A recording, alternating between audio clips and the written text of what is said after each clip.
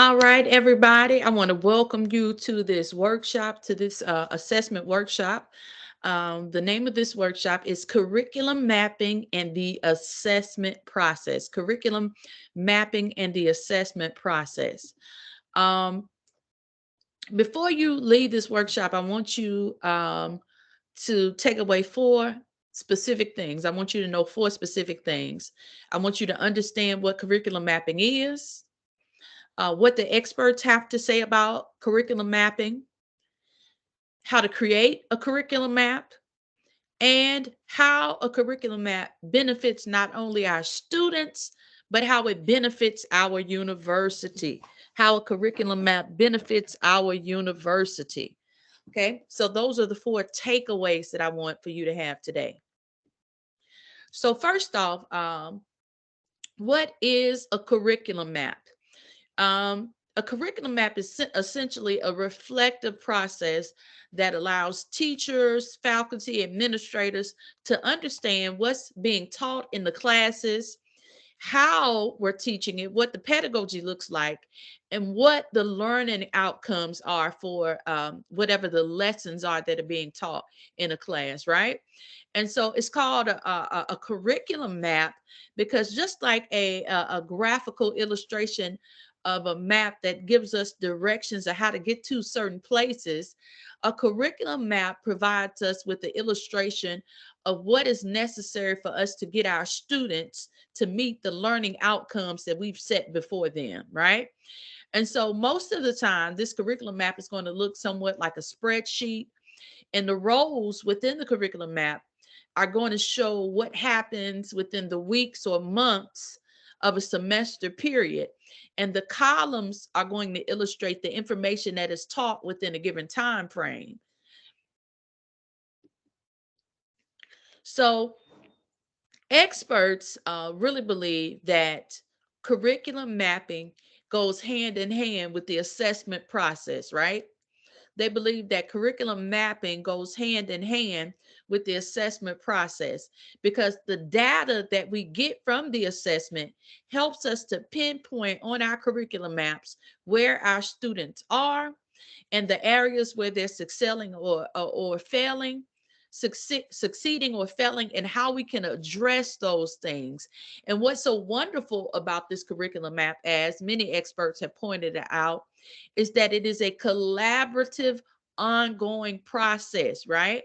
That instead of this just being some sort of lesson plan or syllabi that is set in stone, it gives teachers and administrators the opportunity of working on their syllabi or material as they go throughout the process of the course.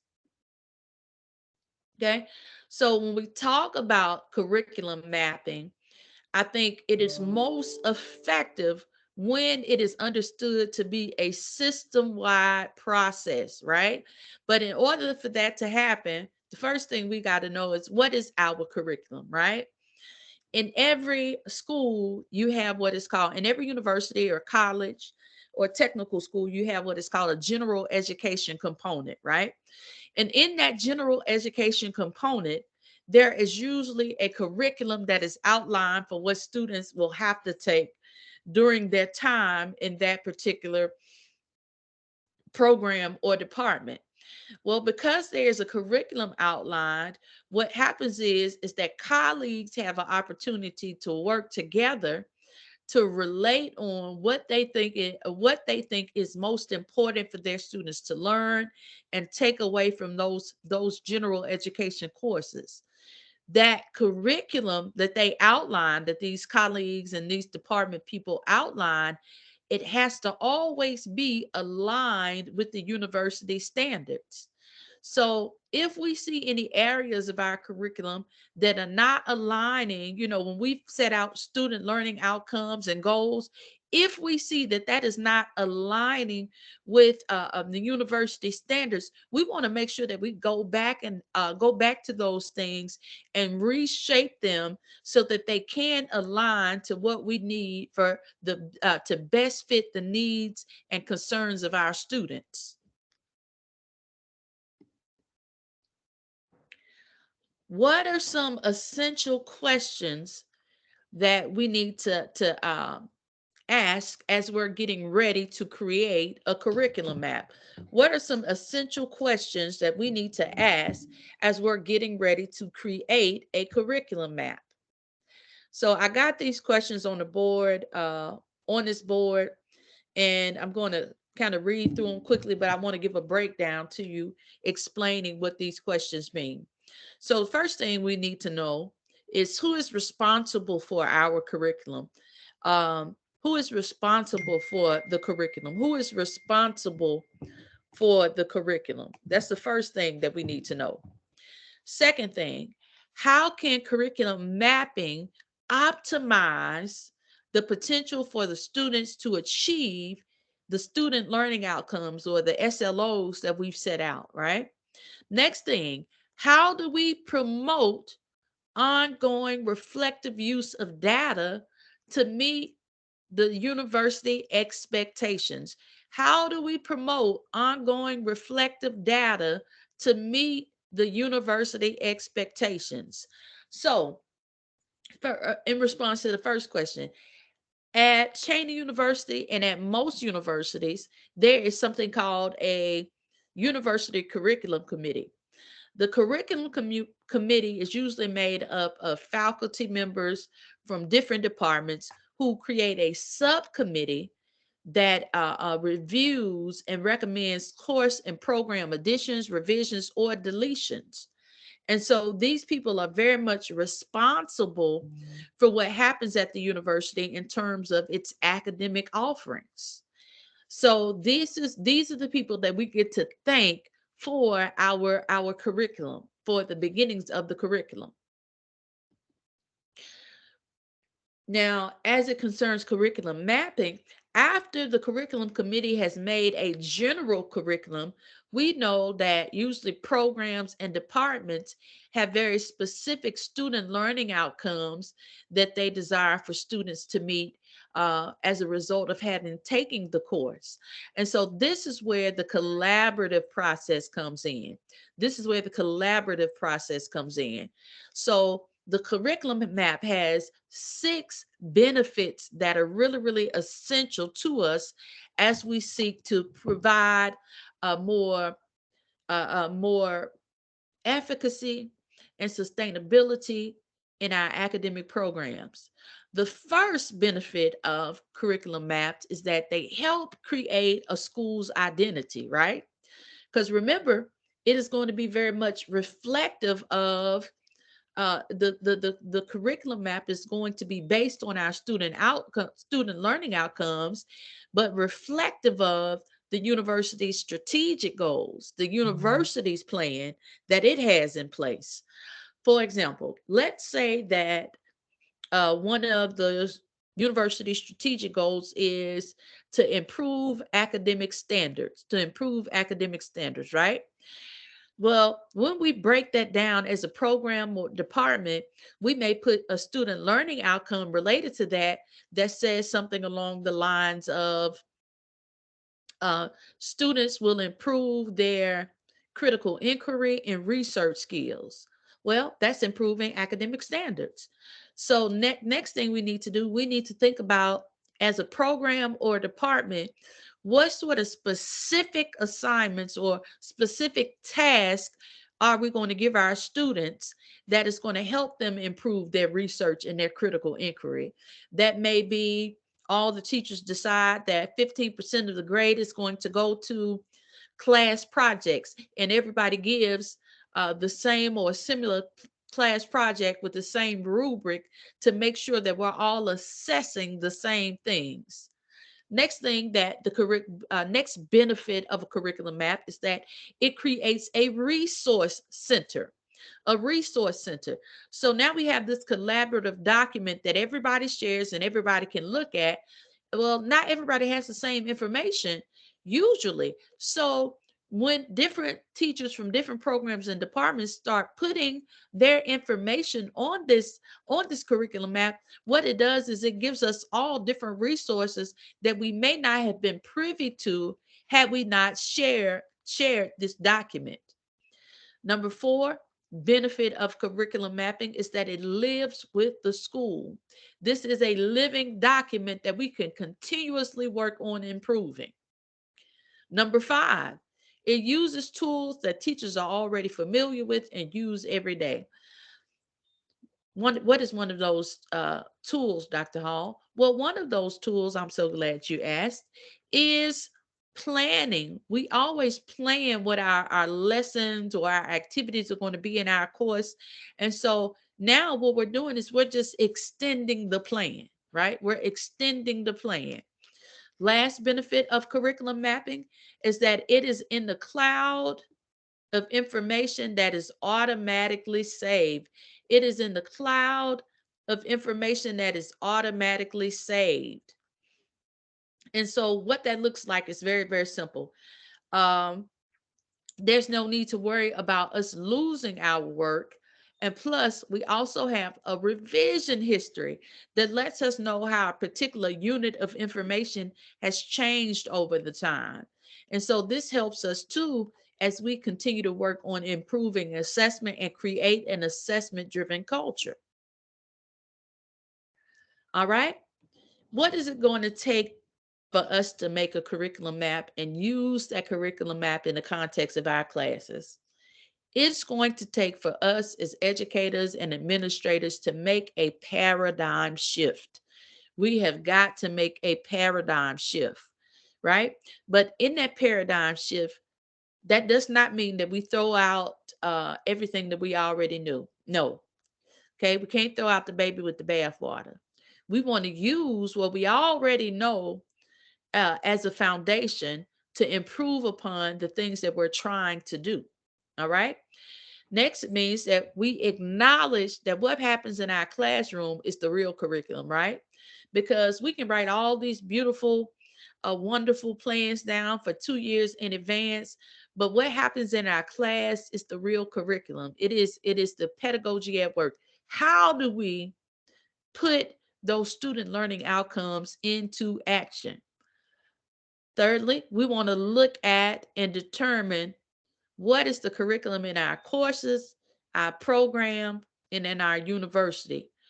And that happens in a projective way and a consensus way. Projective, what are we projecting is going to happen as a result of us using this curriculum, right? As a consensus, right? As administrators and educators in a consensus, have we agreed upon what is going to be taught in our programs or in our classes? Next, we believe that the curriculum is constantly changing to address the needs of our students. We can no longer live in, I taught this last semester and everybody understood. No, sir. Because the students last semester are very different than the students you get this semester. We understand that there are a number of things that have happened to our students academically, socially, emotionally, psychologically as a result of COVID and being homeschooled and learning how to go to school online. And much of that, what has happened is called a learning gap. And so the way that we used to address things no longer exists. Now we're developing what's called a new normal. And that means that we've got to be innovative in our strategies and in our methods in terms of how we're teaching our students. Curriculum mapping as an ideal vehicle to use. Okay.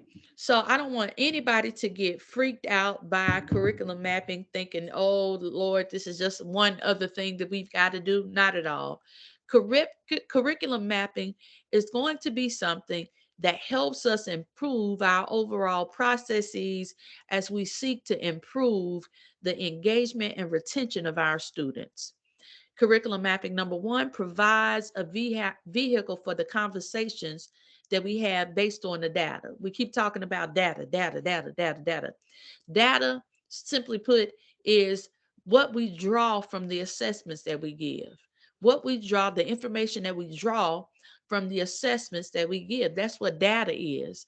And that data provides a map for where our students are cognitively, and it helps us to understand how we can better help them go where we desire for them to go. Number two, it provides a tool for us to view both the real curriculum, meaning what's actually happening in our class, and the projected curriculum, meaning what we want to happen in our class.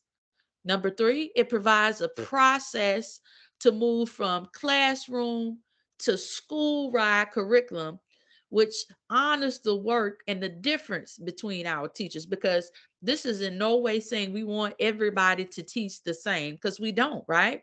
But everybody should use the same metrics, the same rubric. All of our students should know that there are standard goals that they should be meeting. And that really is expressed through student learning outcomes, but also through curriculum mapping. What are the mapping procedures? What are the mapping procedures? First thing we want to do is we want to collect the data that we've gained through our assessments, pre-test, post-test, midterm exams, finals, and we want to sit down collectively to talk about that and use that as our base to grow, right? And this is again why it is so important that we have an assessment-driven culture, because these data conversations should be happening in every program, right? Because it gives us a point of determination in terms of what it is that we need to do to help our students progress, and what it is that we need to do to improve upon some systems that we already have. So, how do we begin with the creation of the curriculum map? How do we begin with the creation of the curriculum map? So faculty members begin with the program's intended student learning outcomes, right? They analyze the curriculum map, they discuss and revise so that each outcome is introduced, reinforced, practiced, and then mastered.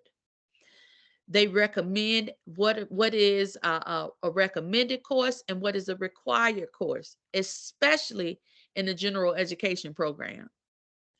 Next thing, they create the map in the form of a table. They create the map in the form of a table. And what that map looks like is sort of like an Excel spreadsheet. And I'm going to email that to you guys, and I'm going to put a link in the comments for you to get a template and sort of get a better idea of what that looks like and how you can use that in your program or your department. We mark the courses on the curriculum maps by how we address them. I means that this particular concept has been introduced to the students, right?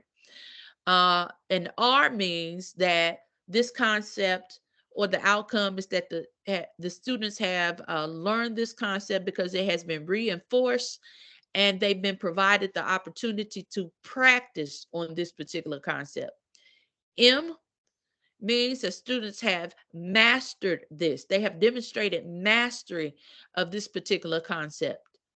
A indicates that students are at a level where they're understanding it, the information has been evaluated, but there still needs to be some practice of what it is that they're doing.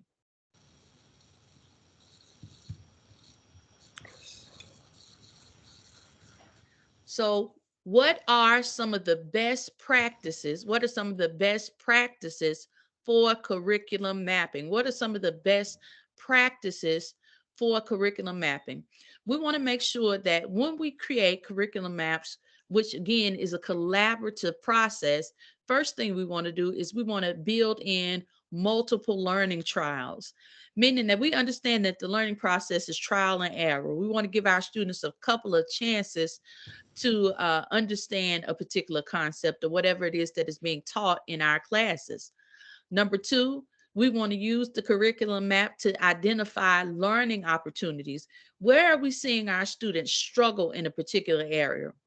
Because once we see, we start marking off with I, introduction, M for mastery. If we see that our students have not mastered something, we may want to go back in our curriculum map and see if we could find a way to reinforce what it is that was taught previously. And that doesn't mean that we have to give over our whole class time.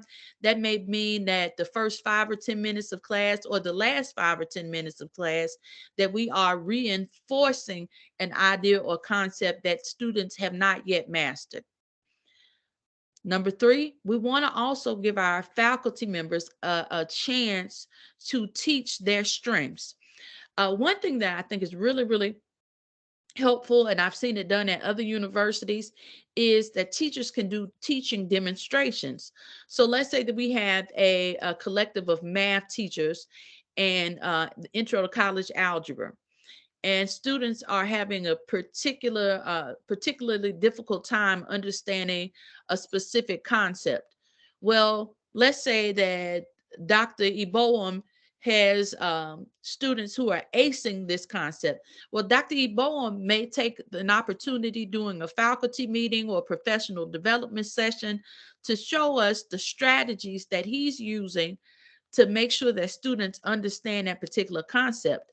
And so what happens is that the teachers, we begin to not just share information, but teach one another more effective strategies to empower and impact our students. Okay, and so I thank you guys for attending today. This session is recorded, and I will be sending this out along with the ebook and some templates that you can refer to help you with the idea of curriculum mapping.